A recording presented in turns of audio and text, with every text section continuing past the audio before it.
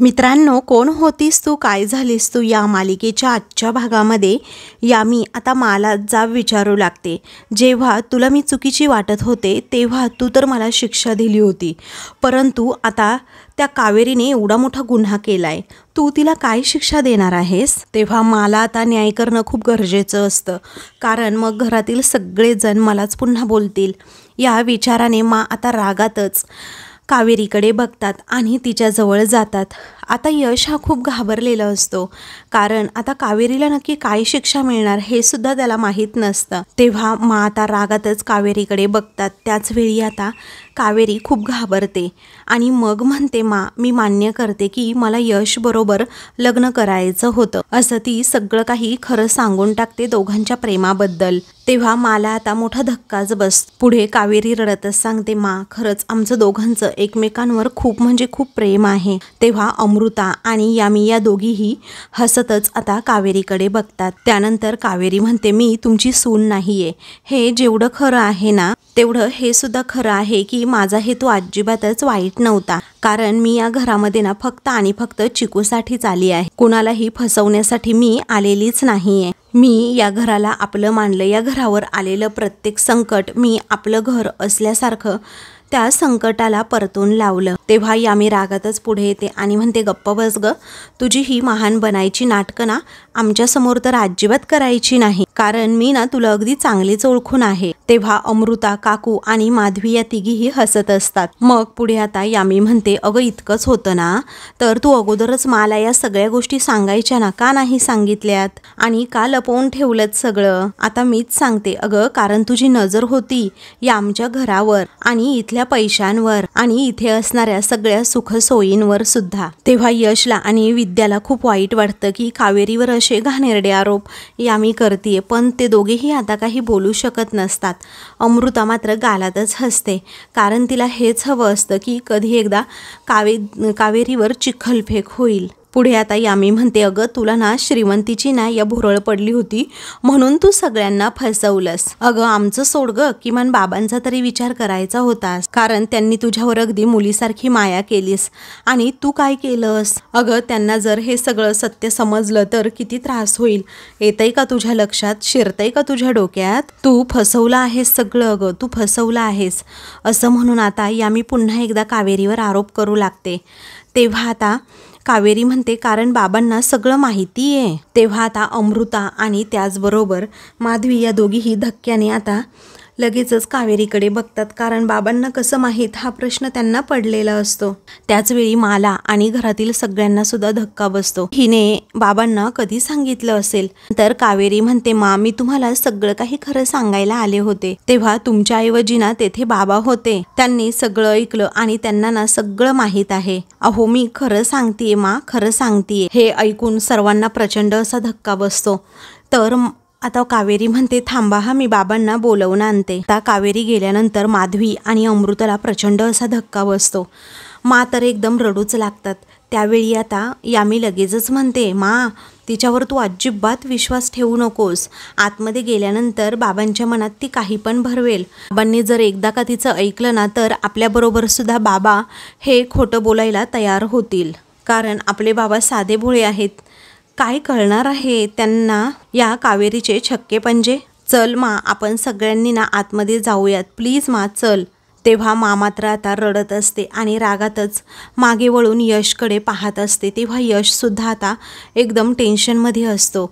त्यानंतर आता वहिनी चला, असं काकू म्हणते. सगळेजण आता लगेचच मला घेऊन बाबांकडे जायला निघतात. तर इकडे कावेरी आता बाबांच्या रूममध्ये येते खरी, पण तेथे अंधार असतो. ती पटकन बोलते, बाबा अहो मी तुम्हाला माझ्याबद्दल जे सांगितलं ते तुम्ही ऐकलंय ना? असं म्हटल्याबरोबरच कावेरीला आता कोणीतरी असं खाली पाडतं आणि लगेचच तेथून गायब होतं. तेवढ्यातच यश आणि सर्वजण तेथे येतात. कावेरीला काहीच कळत नाही. कावेरीच्या हाताला आता काठी लागते, म्हणून ती तिचा आधार घेऊन आता उठते खरं, परंतु यश तेथे येतो, लाईट्स ऑन करतो आणि समोरचं दृश्य पाहतो तर बाबा असं कावेरी खूप मोठ्याने ओरडते, कारण बाबा ना खाली आता जमिनीवर पडलेले असतात. त्यांच्या डोक्यातून रक्तस्राव चाललेला असतो आणि ते एकदमच बेशुद्ध झालेले असतात. घरातील सर्वजण तेथे येतात आणि बाबा असं मोठ्याने हाक मारतात, परंतु ते बेशुद्ध असतात. तर आता कावेरीच्या हातात तशीच काठी असते. सगळेजण बाबा बाबा असं म्हणून त्यांना उठवण्याच्या प्रयत्नात असतात, परंतु आता ते उठतच नसतात. तेव्हा काय झालंय यांना, काय झालंय असं सर्वजण एकमेकांकडे पाहत विचारतात. त्याचवेळी कावेरी, तुझ्या हातात तर काठी आहे असं मा म्हणते. अगं काय केलंस तू यांना, का मारलंस असा आरोप मा आता करू लागते. कावेरीला हे ऐकून जबरदस्त असा धक्काच बसतो. तर आता कुणीही माकडे लक्ष देत नाही. तेव्हा यश म्हणतो, उदयदादा, संदीपदादा, चला पटकन आणि बाबांना उचला. तेव्हा सगळेजण आता मिळून बाबांना उचलतात. यश आता संदीपदादा लगेचच तू डॉक्टरांना फोन कर असं सांगतो. त्यामुळे संदीप डॉक्टरांना फोन करण्यासाठी बाहेर जातो. कावेरी खूप रडत असते. तिच्या हातात अजूनही तशीच काठी असते. त्यानंतर मा पुढे येतात आणि म्हणतात, अहो काय झालं असं अचानक तुम्हाला, उठा की उठा. तेव्हा यामी लगेचच पुढे जाते आणि कावेरीला म्हणते की तूच केलं ना हे सगळं, मी म्हटलं होतं तुम्हा सगळ्यांना ही डाव साधणार म्हणजे साधणारच. आता या घरात ती का आली हे तुम्हाला समजलं असेल ना. तर मासुद्धा तावातावाने पुढे येतात. कावेरीला जा विचारतात, का ग, का केलंस तू असं? अगं स्वतःला खरं सिद्ध करण्यासाठी तू अगदी यांच्या जीवावर उठलीस. तेव्हा कावेरी खूप इमोशनल होते, खूप रडत असते आणि सांगण्याचा प्रयत्न करते की मी असं काहीही केलेलं नाही आहे. मा आता कावेरीवर आरोप करू लागतात की तूच माझ्या नवऱ्याला मारला आहेस. तेव्हा आता यशला खूप मोठा धक्का बसतो आणि तो माकडे बघतच राहतो. परंतु कावेरी आता सांगत असते की नाही मा, मी काहीच केलेलं नाही आहे, माझ्यावर विश्वास ठेवा. परंतु आता यामी बोलूच देत नाही. ती म्हणते, अगं खोटारडी आहेस तू, तू क्रिमिनल आहेस. अगं स्वतःच्या बाबांचा जीव घेऊन तुझं मन नाही भरलं म्हणून तू आमच्या बाबांच्या जीवावर उठलीस का? तुला लाज नाही वाटली का? तेव्हा यमुनाताई, अहो मी असं का करेन? अहो माझं सत्य तर या घरामध्ये फक्त आणि फक्त बाबांना माहीत होतं. मी निर्दोष आहे हे सांगणारे ते एकटेच साक्षीदार होते आणि मी त्यांना काही का करेल असं कावेरी अगदी पोटतिडकीने सांगू लागते. परंतु यामी बोलूच देत नाही. ती म्हणते, अगं आमच्या डोळ्यांदेखत हे सगळं घडलं तरीही तुझा खोटारडेपणा जात नाही. तू खोटं बोलायचं सोडतच नाही. अगं बाबांनी तुझी बाजू घेण्यासाठी नकार दिला असेल आणि म्हणूनच तू त्यांच्यावर हल्ला केला. येते का तुम्हा सगळ्यांच्या लक्षात असं म्हणून आता ही अगदी बेंबीच्या देठापासून सगळ्यांना सांगते. तेव्हा यश आता कावेरीसाठी पुढे येतो, स्टँड घेतो आणि म्हणतो, बस यामिनी, आता खूप ना अति होतंय. तेव्हा आता ती म्हणते की यश, अरे बाबांची अवस्था बघतोय तरी तू मलाच बोलतोस की अति होतंय ते. अरे तू ना आता हिला बोल, जरा हिला बोल. मग आता लगेचच यश म्हणतो, कावेरीसाठी त्यांच्या वडिलांसारखेच आहेत बाबा आणि तुला आता शेवटचं सांगतोय ते असं कधीही करू शकत नाही. तेव्हा यामी म्हणते, हो का, पण ऑब्वियस आहे हा, तू हिची बाजू घे, आता तरी गप्प बस प्लीज. तेव्हा तो म्हणतो की तुझ्याशी बोलण्यात काही पॉइंटच नाहीये, मी ना डॉक्टरांना बघून येतो असं म्हणून तो बाहेर जातो. त्यानंतर यश तेथून गेल्यावर सगळेजण इमोशनल होतात, रडत असतात. उदय पण खूप रागात कावेरीकडे बघत असतो. त्यावेळी कावेरी म्हणते, मा प्लीज माझ्यावर विश्वास ठेवा. अहो वडिलांना गमावण्याचं दुःख काय असतं हे ऑलरेडी मी भोगलंय. अहो मी आपल्या या बाबांमध्ये माझ्या वडिलांना बघायचे आणि असं काही करण्याचा विचारही माझ्या मनात तर कधीही येणार नाही. अहो मी खरंच काही केलं नाही आणि मला माहीतही नाही त्यांना नक्की कुणी मारले. प्लीज माझ्यावर विश्वास ठेवा असं म्हणून कावेरी स्वतःची बाजू मांडत असते. तेव्हा माई रागाच्या भरात कावेरीच्या सणासण कानाखाली मारतात. हे पाहून सगळ्यांच्या पायाखालची जमीनच सरकते. तेव्हा कावेरीच्या हातातनं ती काठीच आता खाली पडते. तेव्हा मा आता रागातच म्हणतात, खोटारडी आहे सगळं तू, स्वतःचं सत्य लपवण्यासाठी तू माझ्या नवऱ्याला मारलंस. त्यावेळी काकू पुढे येते आणि रागातच म्हणते, पाहिलं वहिनी, अहो तुमच्या विश्वासाचं काय फळ दिलं हिने. अहो इतके दिवस इथे राहिली, खाल्लं पिल्लं आणि अगदी सुखात लोळली. त्याच घराच्या मालकावर हिने अक्षरशः जीवघेणा हल्ला केला. वहिनी यावरनच आज हे सिद्ध होतंय की ही मुलगी ना गुन्हेगार आहे, गुन्हेगार. तेव्हा हे ऐकून आता कावेरी अक्षरशः कोलमडून पडते. तिला काहीही सुचत नसतं की करावं काय, कारण आता सगळ्यांनी जर असे आरोप केले तर माझं कसं होणार असा कावेरीला आता प्रश्न पडतो. त्यानंतर ती आता हळूहळू आपली मागे जाते। तर सर्वजण खूप म्हणजे खूपच रागात कावेरीकडे बघत असतात। तर आता रागातच कावेरीचा हात पकडतात आणि लगेचच तिला घराबाहेर काढू लागतात। असं बाजूलाच तिला अक्षरशः त्या ढकलून देतात। कावेरी तर मोठ्याने ओरडते। तर कावेरी आता पुढे पुढे जायला निघते आणि घरातील सगळ्यांकडे आतमध्ये डोकावून बघत असते।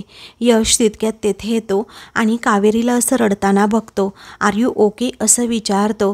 कावेरीला आता आठवतं की जेव्हा त्या फुलवाल्याने ती गोळी मारली होती तेव्हा यशनेच हाताला व्यवस्थित रुमाल असा बांधला होता आणि ती जखम व्यवस्थित अशी स्वच्छसुद्धा केली होती आणि ती गोळी माझ्या छातीला नाही तर हाताला लागली होती। हे सगळं तिला आठवतं आणि ती रडू लागते। ती म्हणते यश ऐका ना हो तुम्ही, खरंच मी सांगतेय की मला अजिबात माहीत नाही बाबांच्या बाबतीत हे घडलंच कसं। अहो मी फक्त 2 मिनिट अगोदर आले होते हो की नाही, आणि आतमध्ये आले तर सगळीकडे अंधार होता। मला अचानक खाली पाडलं कुणीतरी आणि माझ्या हातात नकळतपणे ती काठी आली आणि जेव्हा मी उठले ना तेव्हा माझ्या हातात ती काठी होती। तेवढ्यातच तुम्ही सगळेजण आले। या 2 मिनिटात मी कशी बाबांना मारेल तुम्ही सांगा बरं। तेव्हा यश आता लगेचच कावेरीला समजावतो, तुम्ही नका टेन्शन घेऊ, माझा आहे तुमच्यावर पूर्णपणे विश्वास।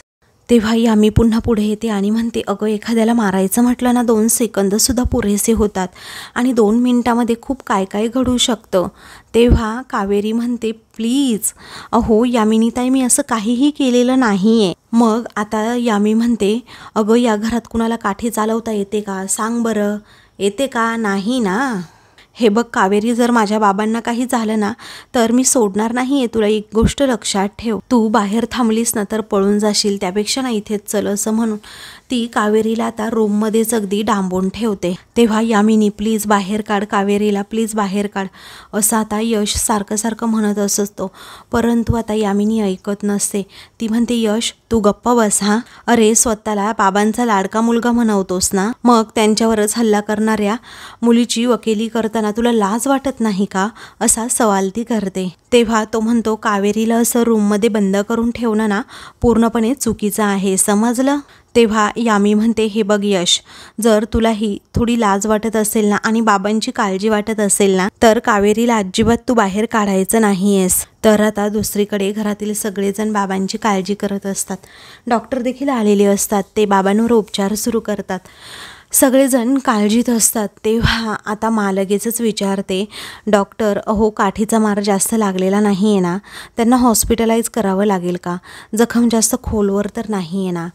तेव्हा डॉक्टर म्हणतात, काळजी करू नका, काठीचा मार जरा खोलवर आहे आणि ते आता शुद्धीवर येईपर्यंत मी काहीही सांगू शकत नाही। त्यानंतर उदय म्हणतो की पण काळजी करण्यासारखं काही नाही आहे ना। तेव्हा खरंच ना मी शुद्धीवर येईपर्यंत काही सांगू शकत नाही असं डॉक्टर म्हणतात, पण तुम्ही ना कोणीच इथे गर्दी करू नका, जा बरं सगळ्यांनी बाहेर, 1-2 जणच इथे थांबा। मा म्हणते, मी थांबलं तर चालेल। डॉक्टर म्हणतात, नाही तुम्ही तर नाही थांबायचं असं म्हणून त्यांना आता बाहेर जायला सांगतात। तेव्हा यामी लगेचच माला घेऊन बाहेर येते। उदय रागातच आता यशकडे बघत असतो आणि तो सुद्धा आता तेथेच थांबतो।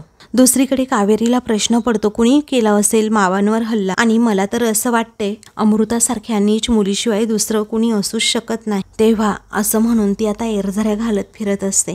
दुसरीकडे अमृता आता वेड्यासारखी हसते आणि माधवीला सांगते, हे सगळं मी केलंय, हे त्या मूर्ख कावेरीला कधीच समजणार नाही। अगं आई माझं नशीब बघ ना, कारण यश आणि कावेरी श्रीकांतला सगळं सांगत असताना हे सगळं नेमकं माझ्या कानावर पडलं आणि श्रीकांतने शब्दसुद्धा यश व कावेरीला दिलेला असतो की मी आहे तुमच्यासोबत, कारण यश आणि अमृताचं लग्न होऊ शकत नाही आणि अमृता या घरची सूनसुद्धा होऊ शकत नाही आणि उद्या तर इथे यश आणि कावेरीचंच लग्न व्हायला हवं। मग त्याच वेळी आता लगेचच श्रीकांतरावांनी परमिशन दिल्यावर कावेरी आणि यश खूप खुश असतात, पण अमृताने ऐनवेळी येऊन सगळं ऐकलेलं असतं आणि हेच ती माधवीला सांगत असते की आई अगं त्या दिवशी ना मी त्या कावेरीचं सगळं सत्य ऐकलं आणि त्यानंतर ऐन लग्नाच्या वेळी जेव्हा ते दोघेही गायब झाले तेव्हा खरंच मला ना खूप टेन्शन आलं होतं। मग मी त्या फुलवाल्याला फोन केला, तेव्हा इथे काय काय हालचाली झाल्या हे सगळं पुन्हा एकदा अमृता ही आता माधवीला म्हणजे तिच्या आईला सांगू तर मी जेव्हा त्या फुलवाल्याला फोन केला ना, तो फोन उचलत नव्हता. मग माझ्या तळपायाची आगच मस्तकात गेली असं आता अमृता सांगते. आणि त्यानंतर मी तडकच श्रीकांतच्या रूममध्ये गेले. श्रीकांत विचारतो, काय अमृता, काय झालं, तू इकडे आलीस?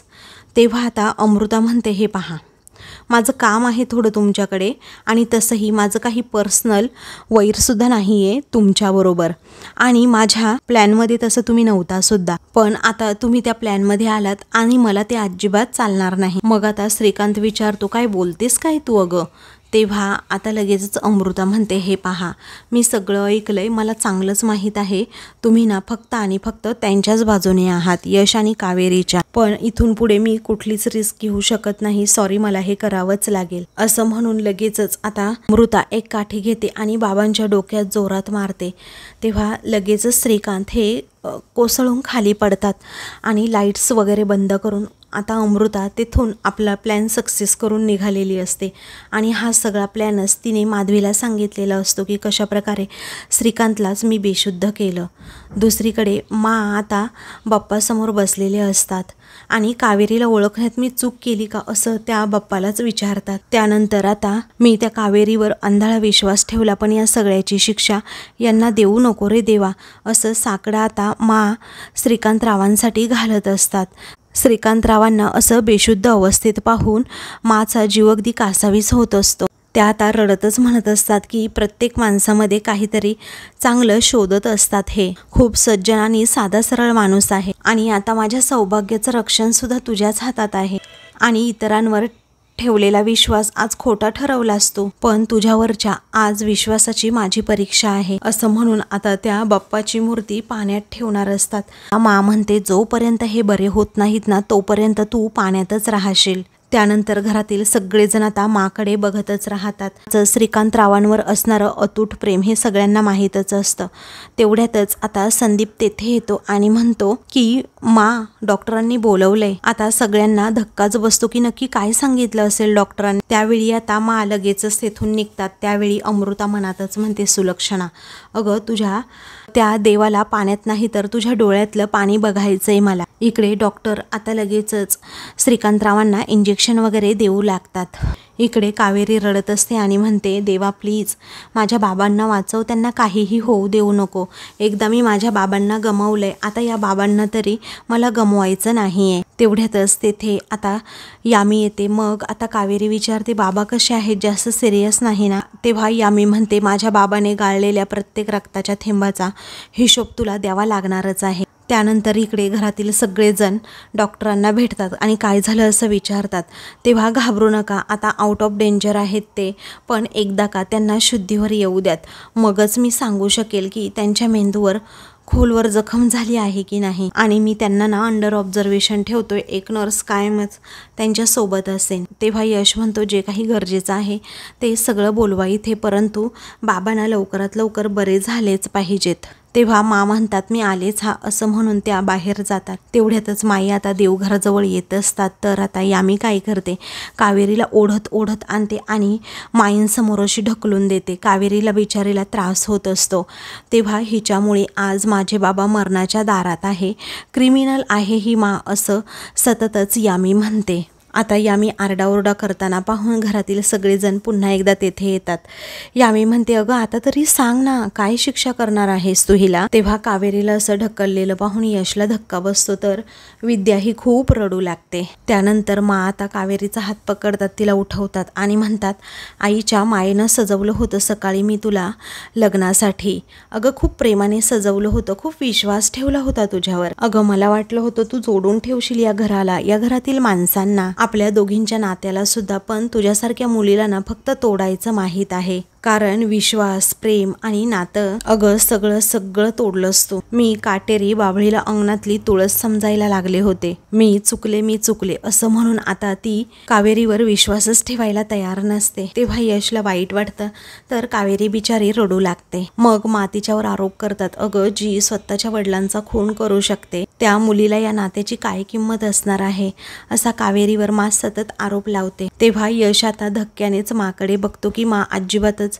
क्षणभर सुद्धा विश्वास ठेवत नाहीये कावेरीवर। तेव्हा अमृताला देखील तितकाच आनंद होतो। विद्या आणि यश मात्र रडत असतात। आता स्वतःला निर्दोष तरी कसं सिद्ध करावं कावेरीला कळत नाही आणि म्हणून ती बिचारी रडू लागते। तर आता मित्रांनो, पुढील भागामध्ये रागातच मा म्हणतात विद्या दिवा घेऊन ये। मग आता माचा आणि कावेरीचा जो काही फोटो असतो तो फोटो मा हातात घेतात आणि म्हणतात की अगं तू मुलगी नाही आहेस माझी, या घराला ना वेटोळं घालून बसलेली नागिन आहेस तू, असं म्हणून तो फोटोचा आता त्या जाळू लागतात आणि त्या जळालेल्या फोटोची राख हातात घेतात आणि कावेरीच्या तोंडाला लावतात आणि म्हणतात ही आहे माझ्या जळालेल्या विश्वासाची राख आणि हा आहे तुझा खरा चेहरा। हे पाहून आता यशला धक्का बसतो। अशाच मालिकेंचे पुढील भाग पाहण्यासाठी चॅनलला सबस्क्राईब करा।